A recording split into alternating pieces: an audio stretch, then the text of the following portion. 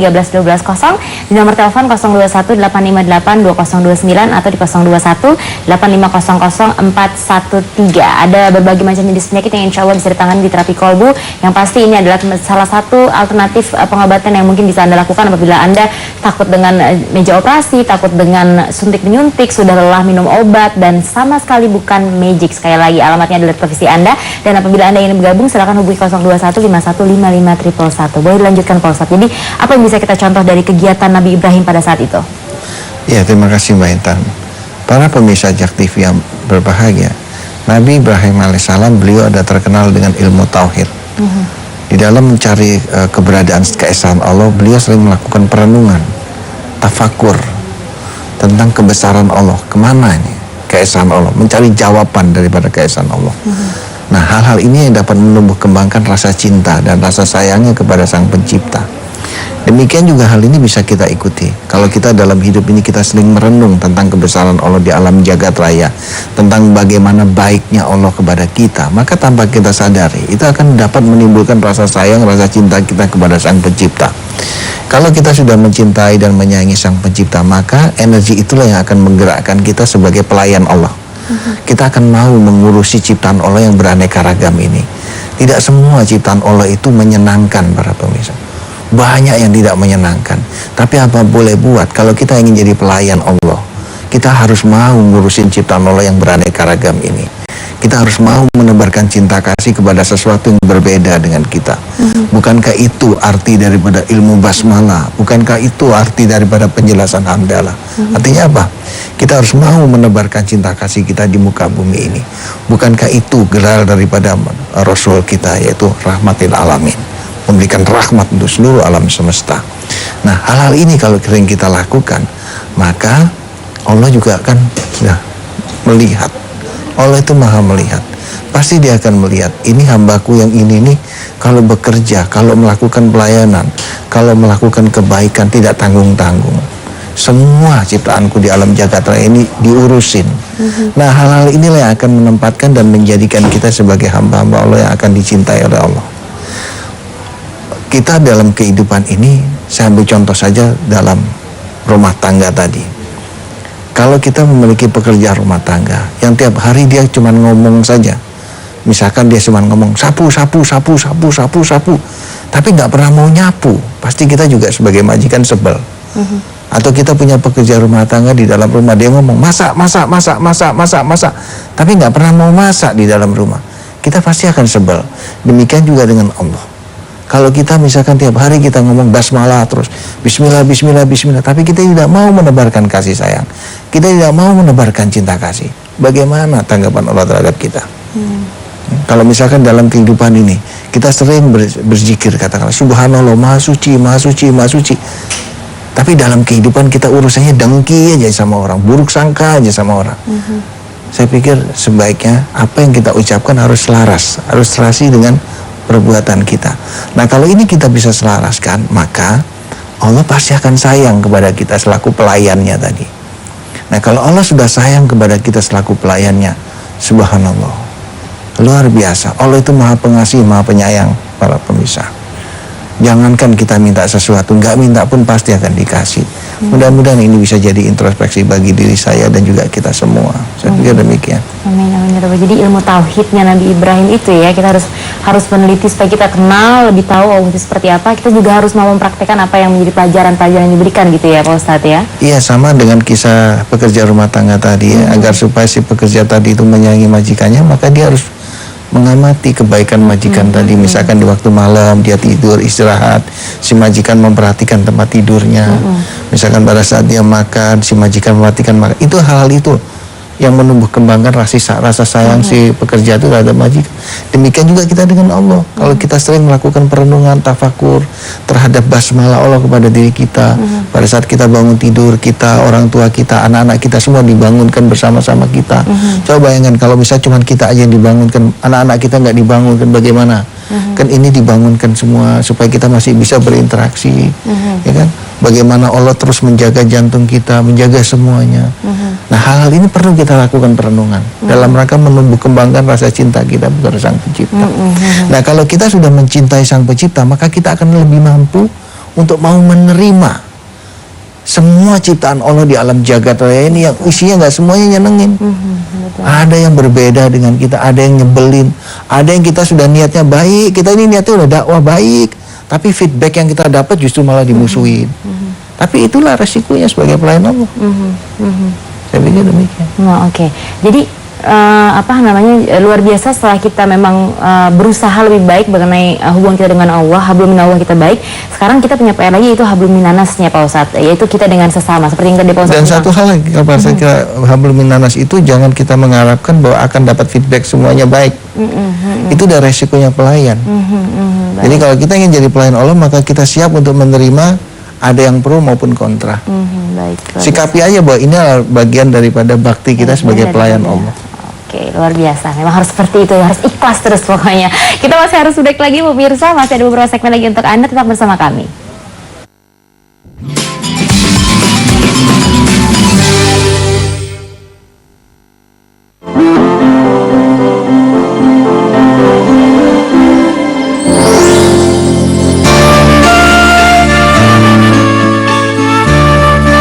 Assalamualaikum warahmatullahi wabarakatuh. Di dalam rangka memberikan kasih sayangnya kepada semua ciptaannya di alam jagat raya ini, maka Allah memberikan dua pilihan, yaitu satu dengan cara pengobatan medis. Nah, ada juga Allah memberikan jalur alternatif lain, yaitu pengobatan dengan logika ilahi. Nah, di kedua buku inilah terletak apa dan bagaimana pengobatan powerful dan kenapa kok pengobatan ini memposisikan dirinya pada logika ilahi atau kekuatan doa. Bersyukur bahwa saya telah bertemu dengan salah satu pengobatan dan sampai sekarang saya alhamdulillah dalam keadaan sehat. Terima kasih banyak kepada Ustadz Sony yang telah memberikan pengobatan kami. Wassalamualaikum warahmatullahi wabarakatuh.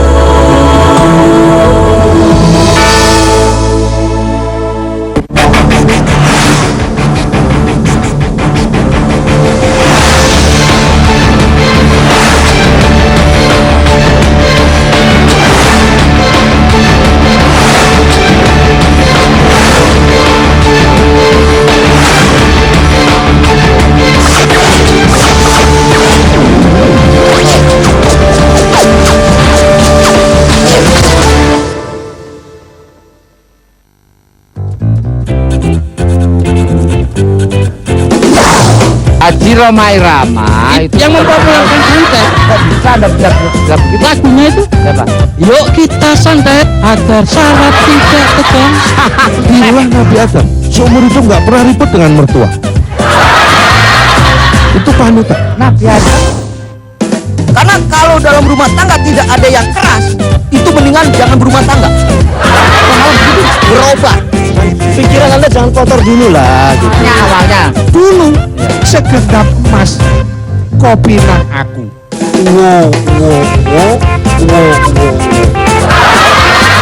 Itu kalau punya masalah jangan dituangkan di sini. Anda punya masalah, datang ke Pegadaian, pasti diatasi tanpa masalah. itu masalahnya Pegadaian udah pindah saat dulu.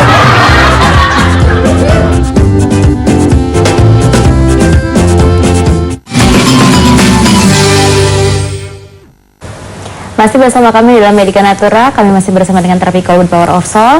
Masih ada kesempatan untuk Anda bergabung di 0215155111. Dan sekarang saya pengen ngobrol dengan Pak Tejo sebelum melanjutkan dengan Pak Ustadz. Pak Tejo, alhamdulillah kan sore hari ini Pak Tejo sudah sehat ya, keadaannya sudah datang ke studio sore hari ini sehat sekali. Nah, tapi sebelum datang ke sini dan pastinya sebelum datang ke Terapi Kolbu, pasti kan Pak Tejo punya keluhan kesehatan atau punya rasa sakit yang dirasakan gitu.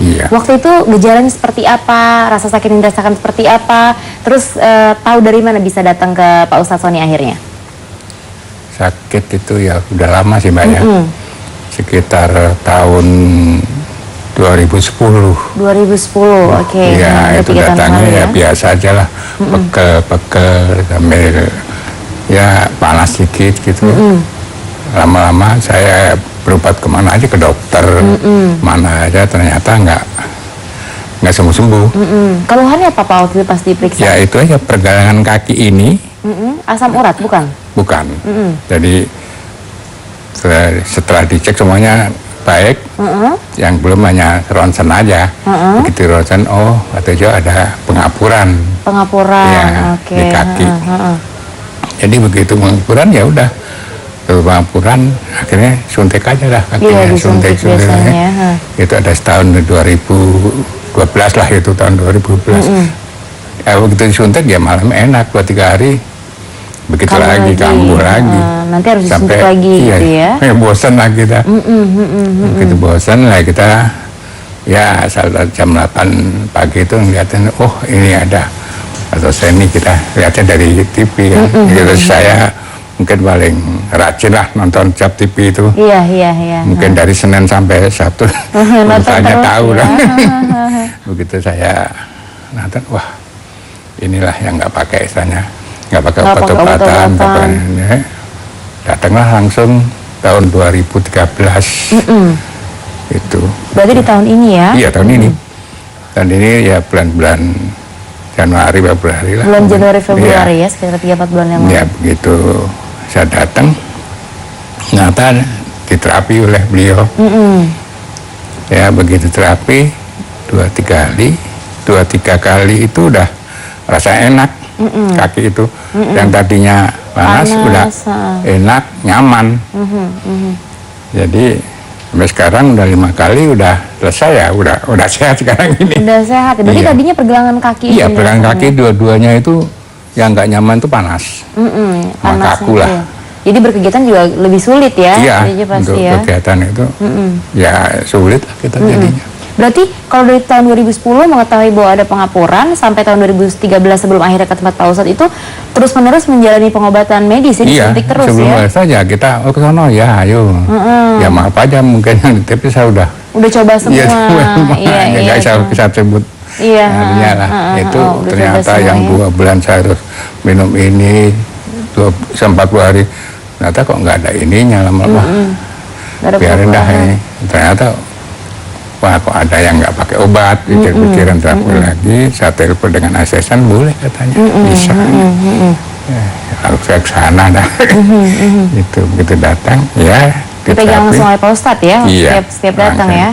Datang, begitu datang ya, kita untuk pertemuan 5 kali lah, 3 kali pertemuan kita udah lumayan, misalnya sembuh lah.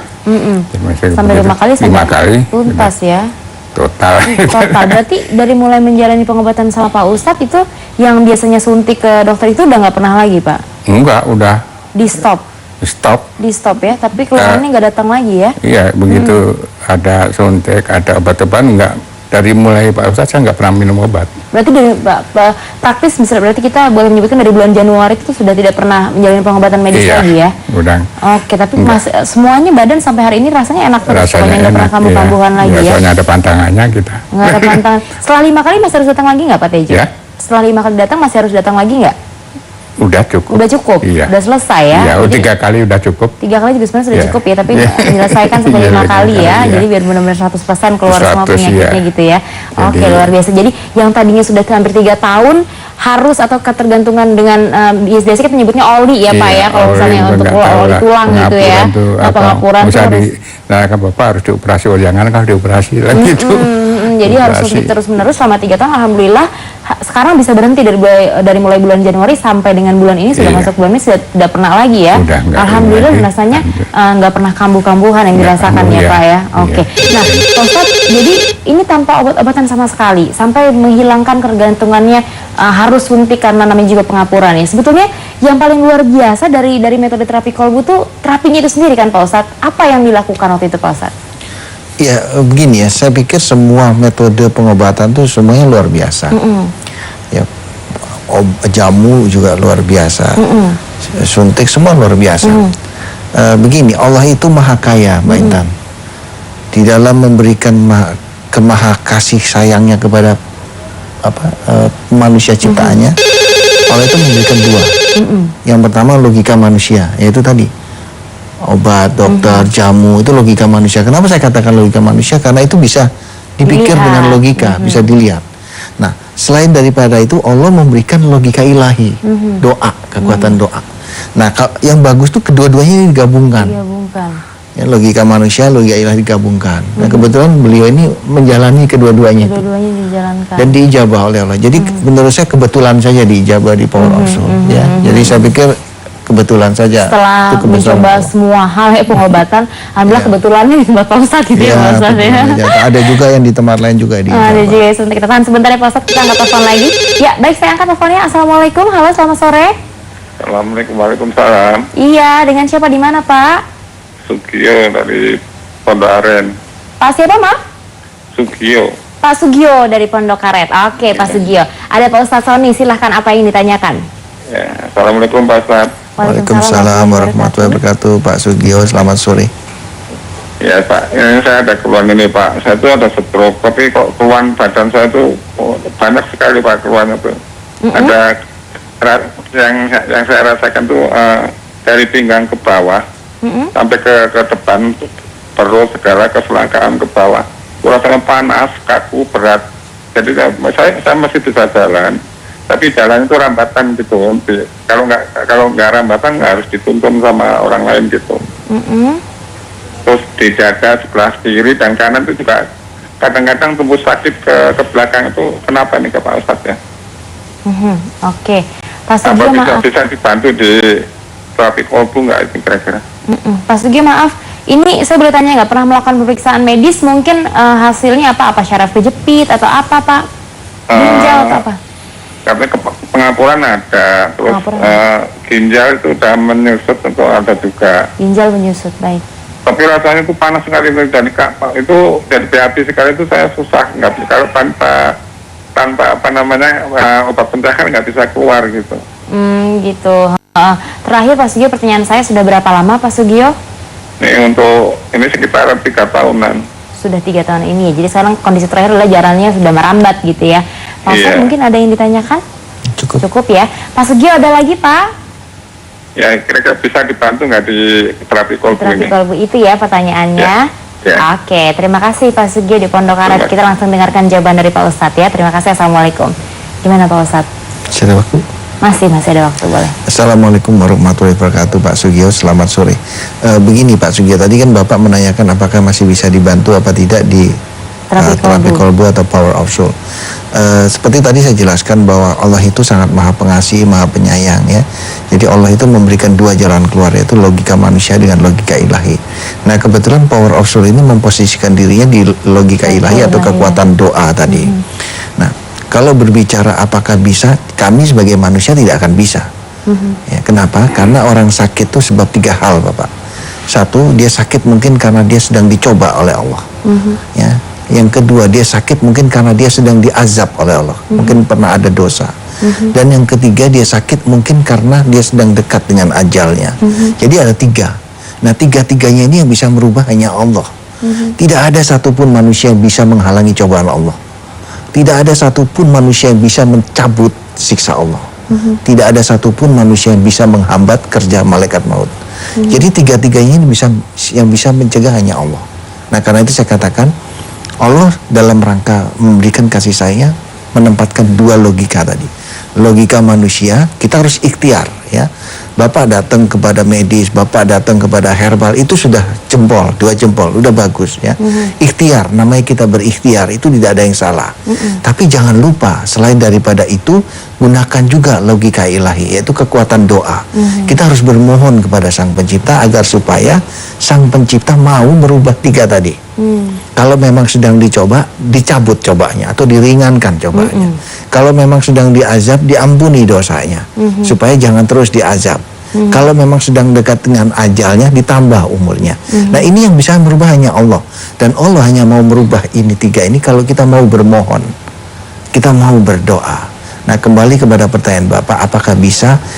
Bagi Allah tidak ada sesuatu yang tidak bisa. Pertanyaannya sekarang, mau tidak kita bermohon kepada Allah? Saya pikir demikian untuk Bapak. Dan kalau memang ada waktu silahkan datang. Siapa tahu pertemuan kita pada sore hari ini merupakan petunjuk dari Allah Subhanahu Wa Taala. Saya pikir demikian. Ya, pola bekerja logika ilahiyah.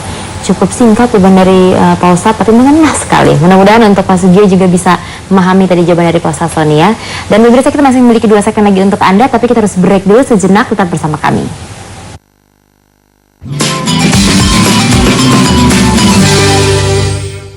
Cepuk Whitening Night Cream membuat kulit wajahku tampak lebih sehat, mulus, dan berseri, sehingga membuat aku lebih percaya diri.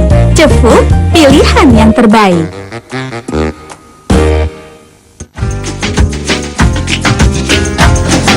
Orang-orang yang tidak pernah berselawat terhadap Nabi, melalui peringatan seperti ini akhirnya kita tergerak hatinya untuk berselawat. Satu pantun lagi buat AA, ya kan? Ikan asin pakai rujak, silakan diterusin AA rejak. Nyamuk, apakah musibah ini bagian daripada takdir? Iya. Antal qawi wa nahnu du'afa, antal ghani wa nahnul fuqara. Biar kata rumahnya kecil, dadanya gede. Mikirin yang indahnya berpikir menyambut pergantian tahun. Jadi lebih banyak.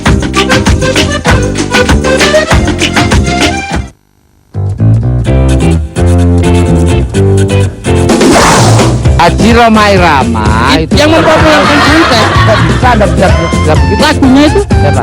yuk kita santet agar syarat tidak tegang. Inilah Nabi Adam, seumur itu nggak pernah ribut dengan mertua. Itu panutan. Nabi Adam. Karena kalau dalam rumah tangga tidak ada yang keras, itu mendingan jangan berumah tangga. Hal begitu berubah. Pikiran Anda jangan kotor dulu lah gitu. Awalnya. Dulu segenggam emas kopi nang aku.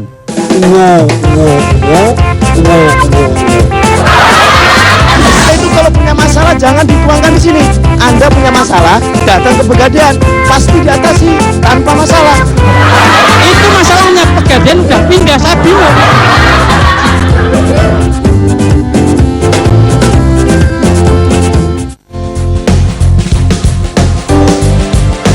Kalau kita berbicara asam urat, ini faktor makanan sangat penting. Iya. Ini makanan-makanan apa saja sih?